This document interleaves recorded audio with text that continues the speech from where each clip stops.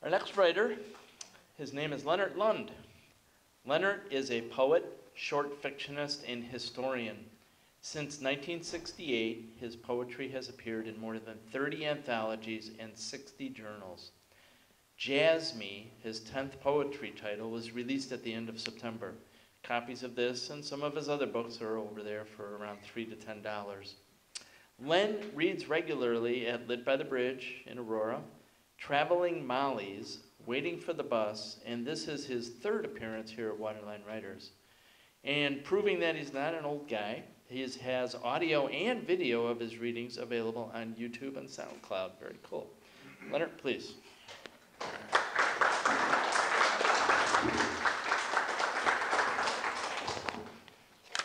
Is that tall enough for you, big guy? Probably more than enough, yeah. Thank you all for being here this evening. Those of you who gave up the Cubs, or at least temporarily gave them up for the evening, I appreciate that. And our daughters and one of our sons-in-law and one of our grandsons, thanks for coming to listen to me. I pay a lot of attention to people's conversations. It's not intentionally eavesdropping, and often it's just conversations that I'm having with friends.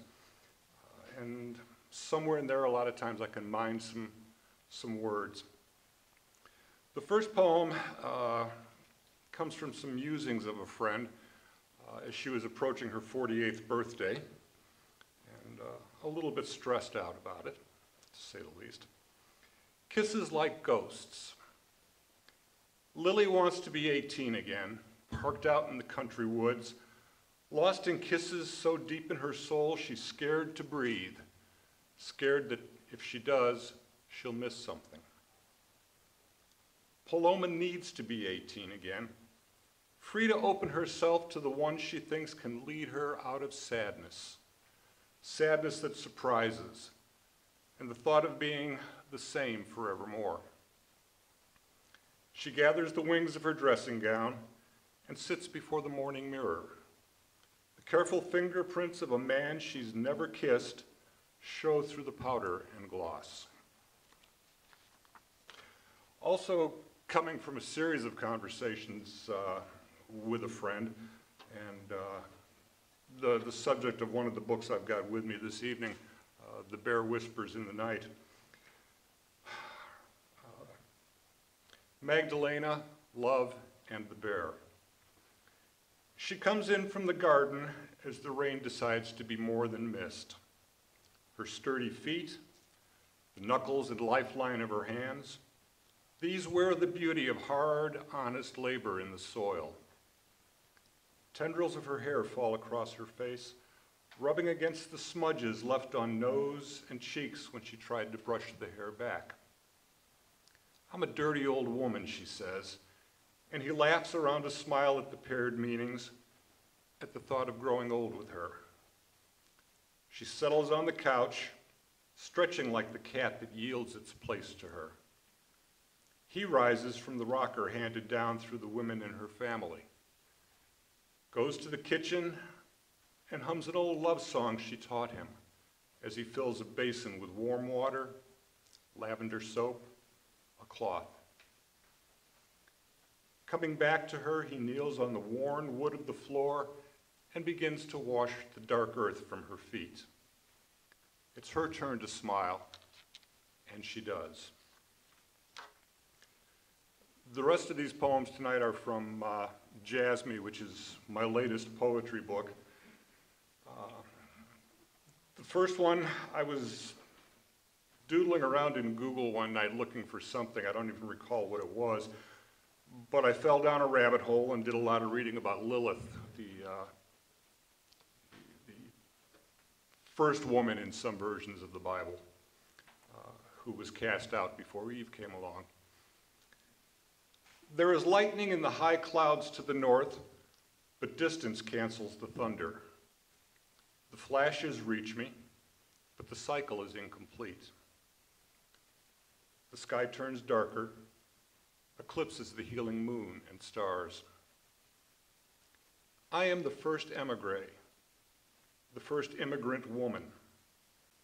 I leave as a stranger, I arrive the same. With no husband, no sons, the cycle is incomplete. The clouds roll closer and the air cools and turns electric. My daughters and I speak only our language and are damned. We eat the only food we know, and we are cursed. We would belong, but the cycle is incomplete. The distance closes. Thunder makes the children turn in their sleep. My labor is required, but undervalued. My wisdom is needed, but unsought. Our bodies are desired, then discarded, and the cycle is incomplete. Silence drops, is suddenly carried away by 1,000 fingers drumming on the roof. The rain falls, warm and soft, carrying hope and salvation, but the ground here is hard. The promise is rejected, flows in the gutters, and the cycle is incomplete. Listening to some Fred Astaire one night. Fred singing the Continental and putting on the Ritz and a lot of other stuff. My Fred to your ginger. 1. A black ribbon held back your russet hair. You wore a pale denim blouse with navy blue buttons my fingers ached to undo. A flowered peasant skirt that floated in your passing, and tan flats over otherwise bare feet. I have no idea what I was wearing. 2. And oh, how we danced that evening under the silver lights of the parking lot that was too hard for the softness of our growing love, and in the yellow light of the hotel room that was too soft as we strolled and cha-cha'd and rocked and two-stepped, and through the not-so-darkness of our bed that was, at last, just right. 3. Each step an offering in a different dance as we followed the other while leading the way. 4. And in the morning, I hope we'll dance across the dawn. For now, you sleep in my arms, your breath teasing my neck, while the heat of you presses where your leg crosses mine. I was out in the backyard with the dogs one night back in late June, early July, where all the villages around us down in Orland Park were taking turns doing their fireworks displays, and so there was several weeks of loud noise to keep the dogs real happy. Night flights. Swarms of silent lightning bugs rule the otherwise dark backyard, staying close to the grass that's due for cutting. Above the high, broken clouds, jets drag their sounds on leashes of time behind faster, flashing beacons. Sensitive to the noise of storms and celebrations, the dogs are indifferent to winged passersby. Their attention and concern fixed on that point beyond the horizon where the cannon roar from early fireworks resonates long after the pseudo-lightning has come and gone. I think of my oldest grandson, partially back from Afghanistan. Even as a corner of me recalls night lights seen and rumblings heard while a few miles offshore near Da Nang, and I sigh. Last, the title poem from Jasmine. Jasmine, by the way, is a collection of prose poems written over the last 3 years. And this one was inadvertently the first prose poem I ever wrote after what is now 50 years of writing. Start me deep with jungle rhythms, add sugar cane and soils containing languages we'll learn to soon discard.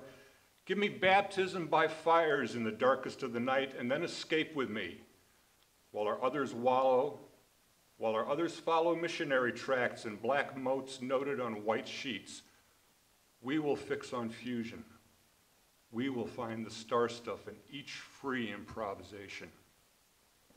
I will riff your body with my fingers, bring forth emanations with my lips, while you pluck counternotes and melodies to see us off this stage, beyond percussive endings, deep into God. Thank you.